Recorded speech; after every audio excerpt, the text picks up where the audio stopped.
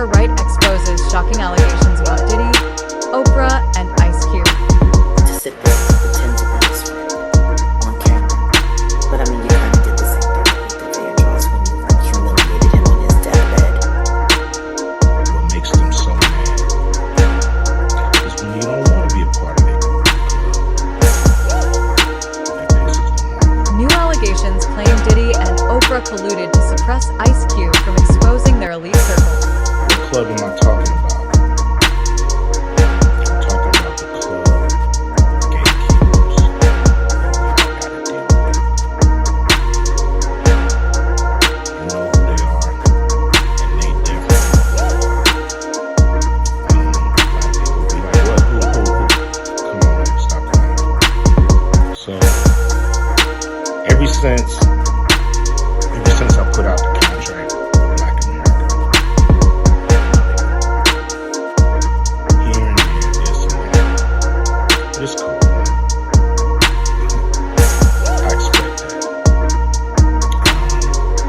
I've been working with, on the big three for a long time. With that, I made it plain, simple, and clear. Recently, Ice Cube made it clear that he has no ties to Diddy, who is currently facing serious charges related to sex trafficking and racketeering. During a Las Vegas concert, the 55-year-old rapper addressed the crowd, saying, "Almost 40 years rocking the mic, and I'll tell you right now, me and WC ain't never been to a Diddy party." This moment, captured in a TikTok video, comes as Diddy's legal battles intensify. As these allegations unfold, past stories and videos of celebrities attending Diddy's infamous parties have resurfaced online, including a controversial clip of Diddy himself implying that locking women in at parties made for a killer party. Both Diddy and Oprah, with their powerful empires, have been accused of exploiting people to maintain their influence. Oprah, in particular, has faced mounting criticism for allegedly prioritizing her own interests over meaningful change. Many have accused her of exploiting people and situations for personal gain. Notably, political commentator Sam Sater has been vocal about these claims, further fueling public scrutiny of Oprah's actions. The real problem with Oprah is that she doesn't really, and maybe she does, and she's just sort of been hiding it all this time. But she doesn't really seem to understand the question of power, of systems, and so, I mean, if she came out tomorrow and said, like, look, we got some real problems with antitrust issues and wealth inequality, that we need to structurally change things, and we need to card check, that's the one thing that we really, I mean, if those things were happening, I'd be like, all right, probably Panel where Ahmed Shalabi, right hand spokesperson, by far the most ethical person on it, because we say personal financial self-interest. Judith Miller was like a lie on the what they did, because who else would go with right, exactly. There's nothing like having curveballs right-hand man on your show. and then also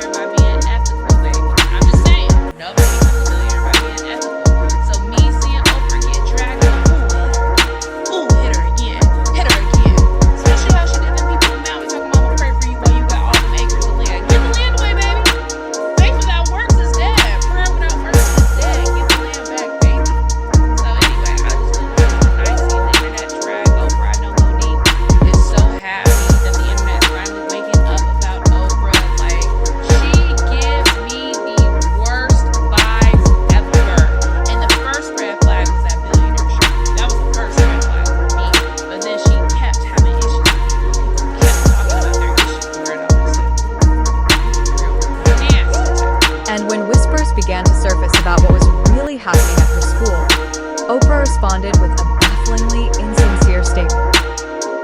This all seems too coincidental to ignore, especially when you consider that Oprah's name allegedly appeared on a list linked to Jeffrey Epstein, and we all know the disturbing ways in which he operated. We arrested the former employee of who was working with Oprah Winfrey leadership academy. She was arrested yesterday for several charges, including assault, indecent assault, as well as soliciting girls under the age to commit indecent assault. And she's now different. It's alleged that Jeffrey Epstein was on the verge of confessing the full extent of his connections and revealing the identities of his clients before he suspiciously died by suicide, a claim even his own family has cast doubt upon. Something strange is going on with Oprah Winfrey's South African school for girls. Look and see what happened to the girls. So Oprah opened the school all the way back in 2007, and since the school's opening, it has been marred with many different controversies. You see, shortly after the school opened, a matron of the school was charged with touching several of the girls in a very inappropriate manner. When the crime eventually came to light, Oprah herself went to fire the school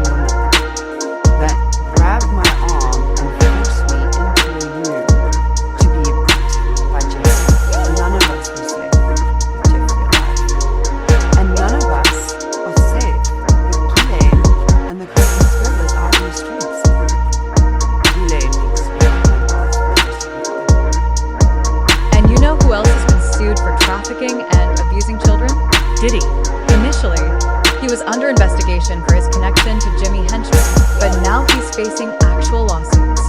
People have come forward, claiming they were abused as minors. In an exclusive interview with Banfield on News Nation, Courtney Burgess revealed that she had received 11 flash drives containing at least 8 sex tapes involving Diddy and 8 celebrities. Burgess testified before the grand jury in the Southern District of New York, sharing that 2 or 3 of the celebrities involved were minors. When I first heard that my brother was dead, I actually heard it on CNN. The government did not notify me, as they claim. I thought, okay, he killed himself. At the time, I had no reason to doubt it, and I just figured that was his decision, and I respected it. I grieved the loss of a brother, but it was his decision. And then, after the autopsy was done, and all the other information started coming out, it became apparent that it was not the suicide. When we looked at the autopsy results, the photograph we have of the body, the details of the mark on his neck, compared to the way they said he was hanging, nothing matches up. If you looked at all of these facts and evidence, you would not come up with the conclusion that it was suicide. Other than the fact that Bill Barr made that ridiculous statement about it being a suicide, and the chief medical examiner, Barbara Sampson, overrode the actual pathology of the autopsy and declared it suicide. Burgess was asked whether the individuals in the videos were aware they were being recorded, and he confirmed that cameras were secretly placed in private areas, including places where people would normally expect privacy, like bathrooms. In his interview with Banfield on News Nation, Courtney Burgess also revealed that, along with the explicit tapes involving Diddy and several celebrities, the flash drives he received contained what appeared to be a manuscript. Anyone that was a flight risk and was my brother, I didn't care. And then bail was denied, which is why he was in jail. And then they were going to appeal the decision for bail. And the judge was putting up a pretty big bail. And they asked me for the appeal if I would get everything to his hand. And I agreed. In essence, done with it. So there was a chance I might have gotten bail. And that hearing was scheduled, I think, for the 12th. In a couple of days.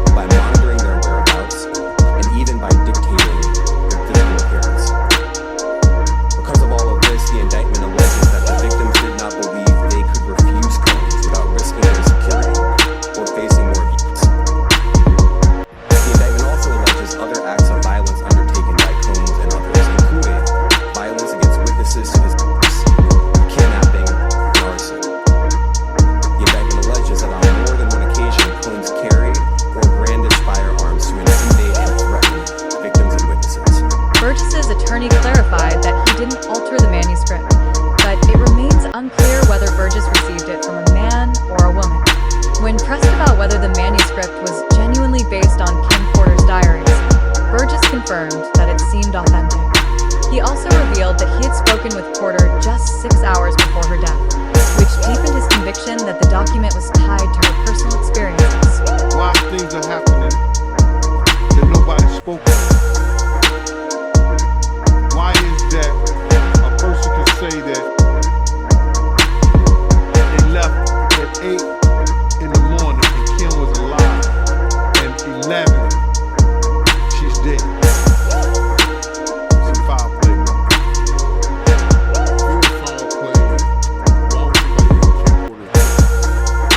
It's a couple of women in this industry, and for their sake, I will not mention their name.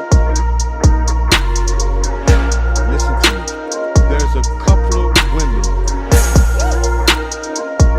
probably more than a handful, but I know about 4 that knows everybody's dirty secret. And if those secrets get exposed and tell what some of these guys and some of these people were really doing behind the closed doors, in the boardroom, in and out the closet, that their life would be in danger. Because men wasn't men, and women were acting like men. And that's all I'm saying. Jaguar Wright has a good explanation. Use Diddy's PR team.